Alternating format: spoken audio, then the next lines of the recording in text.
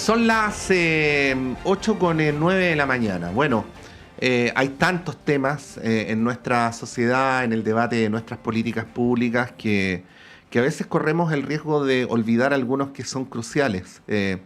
Y qué duda cabe que la situación de la niñez, de nuestras niñas y niños y adolescentes en términos institucionales es muy, muy importante. Ayer hubo un punto de prensa para quedarnos con lo último, con lo inmediato, en el cual algunos parlamentarios proponían que se prohibiera a los menores de 14 años tener acceso a las redes sociales.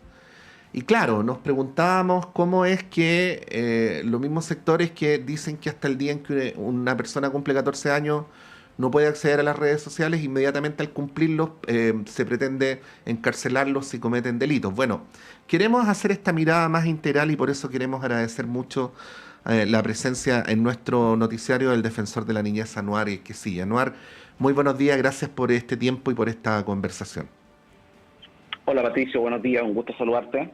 Sí, quería partir con esa pregunta, Anuar, más amplia y cualitativa, si se me permite decirlo de ese modo.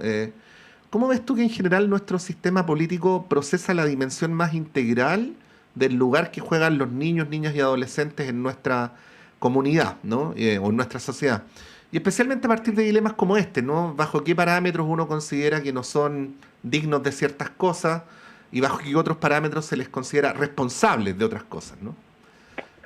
Bien, lo primero que hay que hacer es como un análisis que tiene que ver precisamente con un tema que, al menos desde la Defensoría de la Niñez, hemos venido identificando desde hace muchos años, desde los 6 años de gestión de la Defensoría de la Niñez, que tiene que ver un poco con esta actitud que tiene el mundo político y en general que tiene el mundo adulto con los niños, niñas y adolescentes. Y lo primero es que precisamente los niños y niñas marcan agenda cuando hay problemas, cuando hay situaciones, cuando hay dificultades.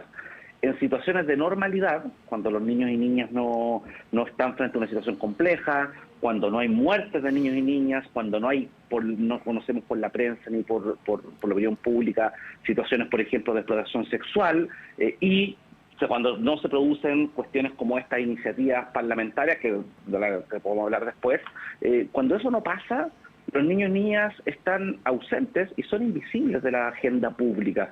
Y eso es muy complejo porque existen algunas instituciones, esto no lo digo de manera como general, sino que hay instituciones puntuales que tratan precisamente de poner a la niñez y a la adolescencia en el centro de la agenda. Y cuando eso no ocurre, nos enfrentamos a una serie de dificultades que como sociedad afecta principalmente a los niños y niñas. Sí, ¿y por qué pasa esto, Anuar? Hay un cliché que se dice, no, porque no votan, ¿no? Pero, no sé, tú que conoces la experiencia de otras sociedades también, ¿tiene que ver específicamente con esto? O hay una cierta dimensión cultural, una manera de procesar nuestras subjetividades que posterga, salvo en esos momentos de escándalo, por decirlo de algún modo, que tú describes la atención sobre las políticas públicas en niñas, niños y adolescentes?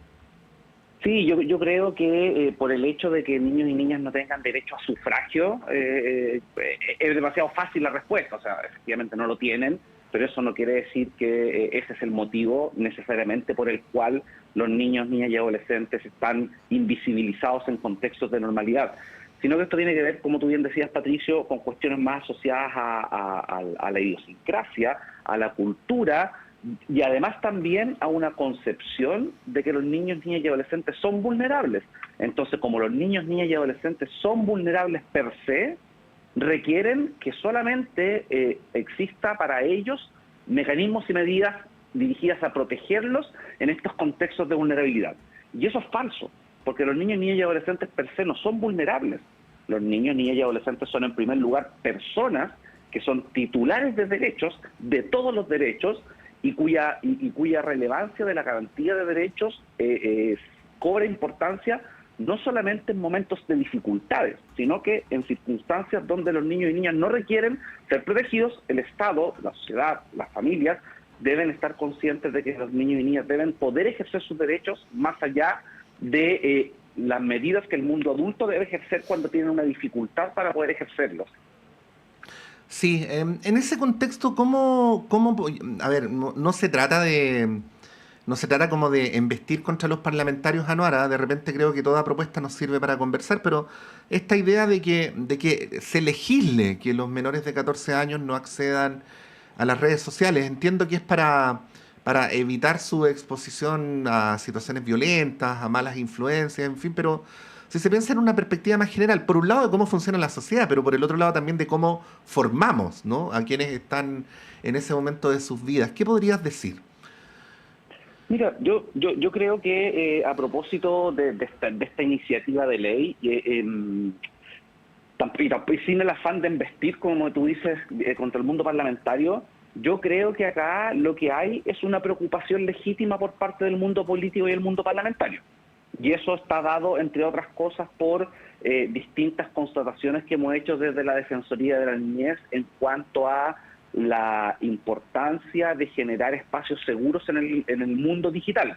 Hace un par de semanas, desde la Defensoría publicamos una nota técnica, ¿no?, un documento especializado que hace referencia precisamente a todos los riesgos de violencia que enfrentan los niños, niñas y adolescentes en el mundo digital, no solamente desde el punto de vista de la violencia sexual, sino que también desde cómo la falta muchas veces de un mecanismo que permita orientar a los niños y niñas en el contexto de su relación con el mundo digital puede producir efectos que pueden ser muy perniciosos para su desarrollo.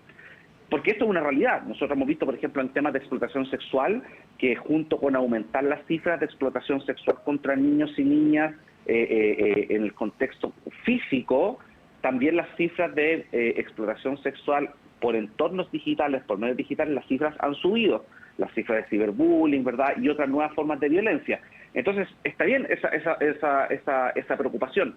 Sin embargo, yo creo que hay que tener mucho cuidado con generar medidas que podrían producir justamente un efecto que implicara una traba para los derechos de niños, niñas y adolescentes. Nosotros en esa nota especializada, el documento especializado que publicamos hace poco sobre violencia digital, entregamos algunas e indagamos en acerca de cuáles son los factores que contribuyen a que se produzcan situaciones de violencia en contextos digitales, pero además también entregamos, junto con algunos datos y definiciones, entregamos algunas propuestas y desafíos de solución. Y acá somos muy consistentes con lo que el Comité de los Derechos del Niño de Naciones Unidas ha desarrollado, en el sentido de que tenemos que comprender que el mundo digital llegó para quedarse y es un factor que es inevitable en la vida de las personas durante los distintos grados, ¿verdad?, y edades que van teniendo. Y de eso no podemos escapar. Que no existe, y eso es una cuestión que hemos constatado de la Defensoría, es precisamente una educación adecuada en entornos digitales, tanto para los niños, niñas y adolescentes, para la familia, cómo se pueden relacionar de manera amigable y previniendo riesgos de exposiciones en redes sociales o en algunos otros contextos digitales, pero además también esto dice relación con cómo uno va regulando cuestiones que donde existan prohibiciones, pero hay que tener mucho cuidado en cómo esas prohibiciones pueden significar limitaciones en el ejercicio de los derechos. Y ahí es donde nosotros vemos que acá el hecho de enfrentar eventualmente a niños y niñas con el mundo digital después de los 13 años, 364 días, puede generar una brecha en la información y en el desarrollo que podría ser justamente un retroceso. Por lo tanto, la iniciativa hay que mirarla y hay que mirar también cómo, porque esto sí que está ausente de regulación y necesitamos regular, es cómo se regula el rol de las empresas, ¿verdad?, de las plataformas y de las redes sociales, donde claramente existe una diferencia de la regulación, de la forma en que se genera publicidad en estos contextos, si uno lo compara con la regulación que tiene la televisión o que tiene, por ejemplo, la propia radio. Sí. Ahí tenemos una brecha importante donde la empresa tiene una responsabilidad. Parecería más razonable, Anuar, pero sé que es infinitamente más fácil decirlo que hacerlo, concentrar los esfuerzos en formar niñas y niños que puedan desarrollar su propio criterio y además sistemas más amables, por ejemplo, sistemas educativos que tengan mejores convivencias o mejores herramientas también para enfrentar el desafío que supone este abrumador mundo digital. ¿Qué se podría decir a este respecto? Sí que estoy diciendo de manera fácil algo que es muy difícil, pero bueno, me imagino que tú tienes ahí una reflexión consistente sobre el punto. Mira, bueno, en esta y en general en todos los problemas que afectan a la niñez y la adolescencia, lo que nosotros hemos podido identificar, por ejemplo, si esto lo llevamos a los problemas asociados a la violencia física, la violencia entre pares, o lo llevamos al tema de los derechos políticos que tienen los niños, niñas y adolescentes. Por cierto, generar un compromiso interinstitucional en la formación de justamente a los niños, niñas y adolescentes en estos contextos es la salida y es la solución que por definición generaría el resultado esperado y deseado de poder ir relacionando de manera educativa y constante a los niños, niñas y adolescentes con el mundo digital. Pero también acá no hay que olvidar que las familias juegan un rol fundamental, porque evidentemente la mayor parte de la vida de los niños y adolescentes transcurre entre la escuela y entre la familia. Pero, ¿qué pasa si tenemos familias que no hacen el mismo esfuerzo que hace el sistema educativo y que no acompañan los procesos de formación y orientación de los niños y niñas? Probablemente vamos a dar un paso adelante y dos pasos atrás.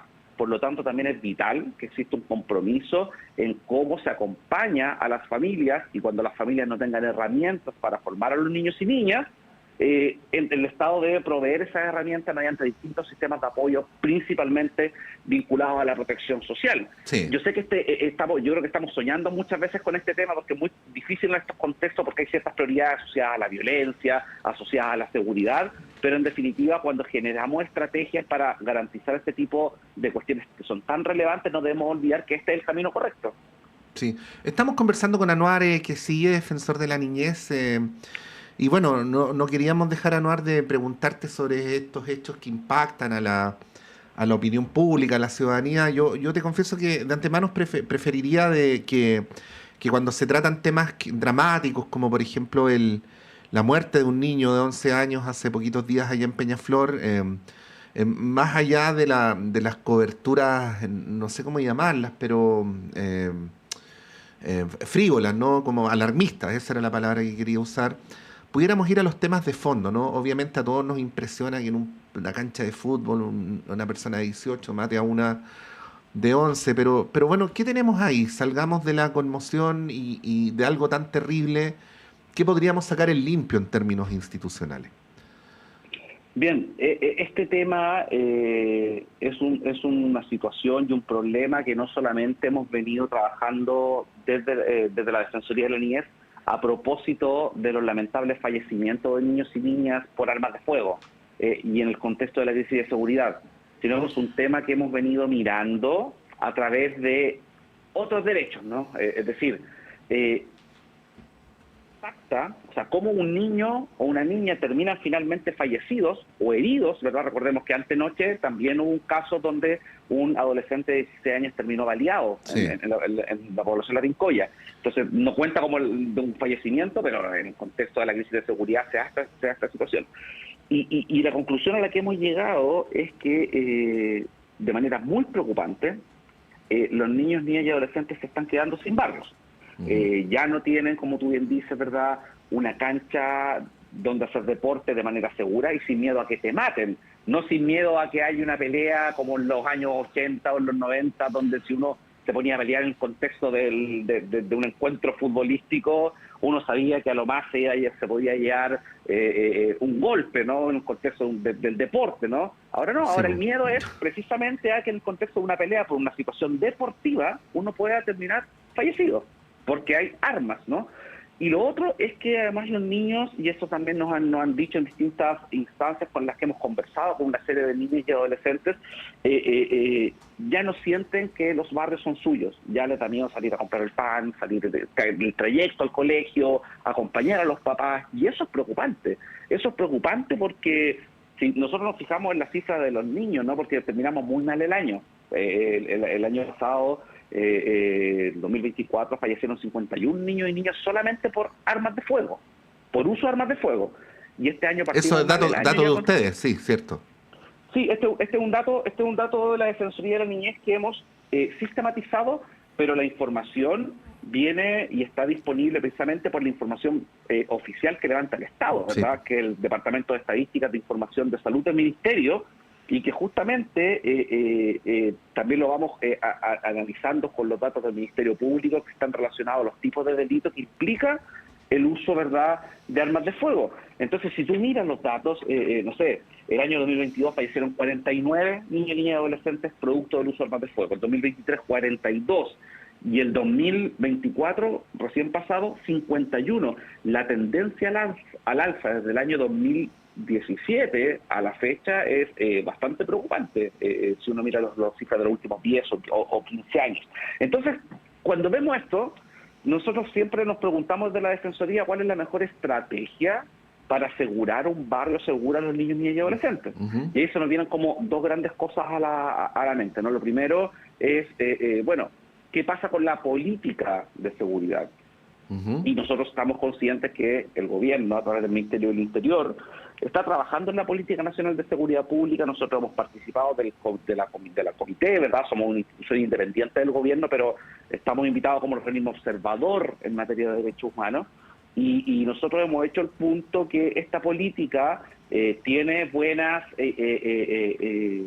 puntos y buenas estrategias, pero en primer lugar se debe aprobar y darle prioridad con sentido de urgencia, porque llevamos un año discutiendo esta política, ¿no?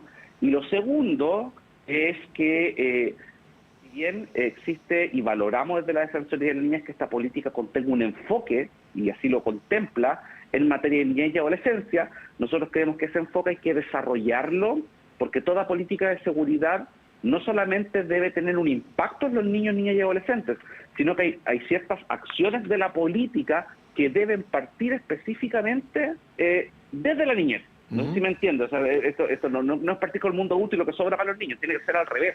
¿Cuáles son las necesidades de los niños, niñas y adolescentes? Y ahí generar una estrategia con un enfoque de seguridad humana.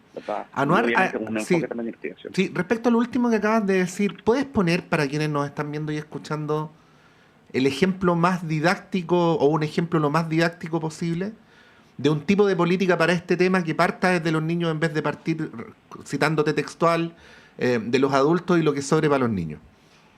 Sí, a ver, por ejemplo, en el contexto de la generación de mejoras para justamente avanzar en todas las dificultades que tienen las policías para investigar, o el Ministerio Público para investigar. Porque cuando ocurre un delito, y esto para que la gente también entienda en la casa, se dispone, ¿verdad?, a través del Ministerio Público que las policías tienen que investigar qué ocurrió para determinar los hechos y buscar las responsabilidades de quienes cometieron el delito. Entonces Carabineros investiga y el Ministerio Público investiga. Y una de las cosas que están presentes dentro de esta política es que precisamente los tiempos de investigación sean más cortos, sean prioritarios, ¿verdad?, y se logra esclarecer cuáles fueron los hechos que finalmente ocurrieron en un barrio donde ocurrió un tema de seguridad. Bueno, esa política nosotros la compartimos desde la Defensoría. Creemos que es importante que cuando ocurre un hecho de violencia que afecta a la seguridad de las personas en la sociedad, la Fiscalía tenga los recursos para investigar de manera mucho más rápida y la policía tenga también los recursos para investigar de manera mucho más rápida. Eso no hay duda. Pero donde no encontramos una mirada que parta desde la niñez, tiene que ver precisamente con cómo el Estado se adelanta a indicar que en una población determinada existen factores de riesgos que hacen razonable pensar que va a haber un problema de seguridad. Y eso es un tema que yo lo he conversado con la Subsecretaría de la Niñez. La Subsecretaría de la Niñez está de acuerdo en esto, porque me dice, claro, tenemos que partir georreferenciando, porque esta información el Estado la tiene, ¿no? ¿Cuáles son aquellos barrios más complejos donde existe plausiblemente la posibilidad de que ocurra un delito? Eso lo ha levantado la Fundación Paz Ciudadana, lo ha levantado la Subsecretaría de Prevención del Delito y lo ha levantado la Subsecretaría de la Niñez. Bueno, dicho eso, más allá de cómo enfrentamos esos riesgos, tenemos que ver primero cuántos niños hay, cómo se generan medidas, por ejemplo, para asegurar el derecho a la educación de esos niños y niñas, cómo generamos que el espacio deportivo de los niños, niñas y adolescentes pueda funcionar sin problemas, y luego de eso generar la política pública. Así se hace política con sentido de enfoque de derechos en niños, niñas y adolescentes, partiendo de las necesidades de los niños, y hay experiencias comparadas, pero no son de estas latitudes, no de este continente, que dan cuenta de que cuando uno parte la política pública del enfoque de seguridad de los niños, niñas y adolescentes, las cifras bajan. Y eso es un tema que nosotros encontramos que aún no está presente. La próxima semana, es que decir, la Subsecretaría de la Niñez nos citó a una reunión donde nos van a mostrar el plan que se está generando con el Ministerio del Interior para justamente abordar los casos de niños, niñas y adolescentes fallecidos por armas de fuego o fallecidos en contextos de violencia letal, y esperamos nosotros encontrar, y vamos con la esperanza de encontrar justamente esta respuesta o esta necesidad ya de una u otra forma abordada por parte del gobierno. Y si no, seguiremos peleando por este tema como Defensoría.